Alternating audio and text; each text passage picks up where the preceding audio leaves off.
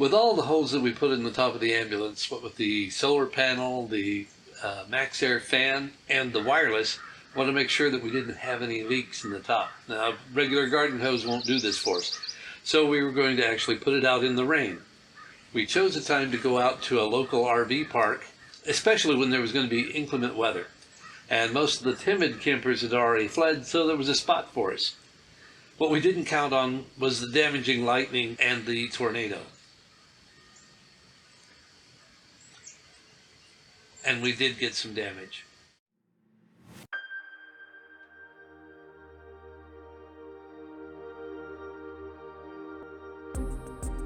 It was a beautiful day when we arrived at the lake, but we didn't have long to wait for the storm. It came down in bucket loads. We thought maybe we could spend the evening in the Big Pig, but the park ranger came running around with the blue lights flashing, telling us we had to run to the restrooms and hide there because there was a tornado coming.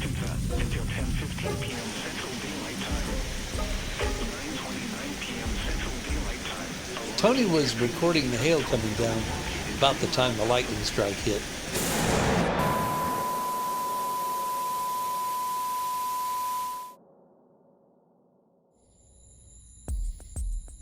The next morning we checked the internet. We were trying to log into our email and the internet wasn't there. I got up on the roof and checked it out. Seemed it was a little bit off. My diagnosis on it was as follows. It smells like it's burning. Oh no. Quick trip to the house. We checked the power supply and the power supply was okay. However, it went dim when you plugged it into the board, which means there was something wrong on the board.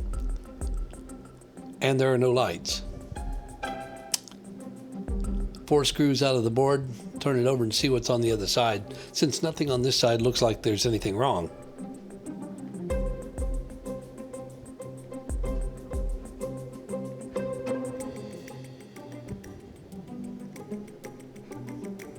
Okay, we can see the problem there. C2 is blown.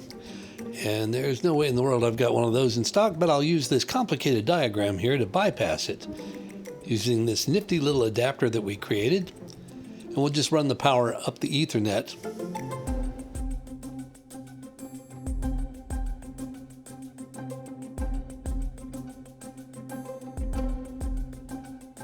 Voila, we have lights. Now let's just test it on the internet speed.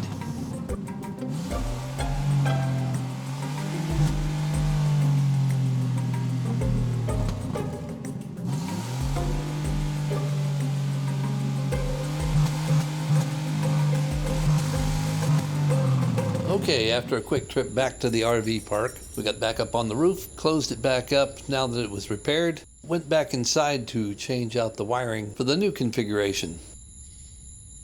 We didn't really want to poke any more holes in there. We wanted to use the original wires that were there.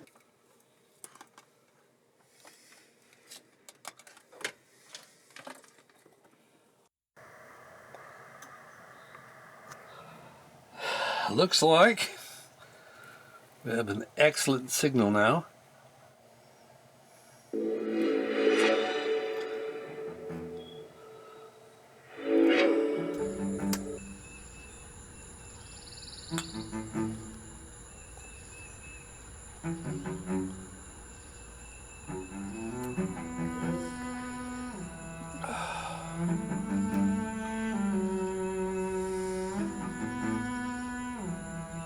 Not an awful lot of sunlight to charge the batteries, but we're getting shore power in right now and not using them at all.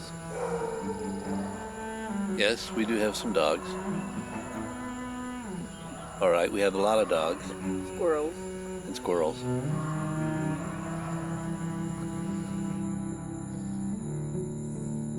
Now that we had our internet streaming music going and everything was well with the world, we were able to cook some s'mores up, roast some hot dogs, and spend the rest of the evening enjoying our brand new camper. It was actually a pretty good test, and we're looking forward to the future on this. Thank you all for dropping by. If you got any value out of this, please like and subscribe, and we'll be back soon.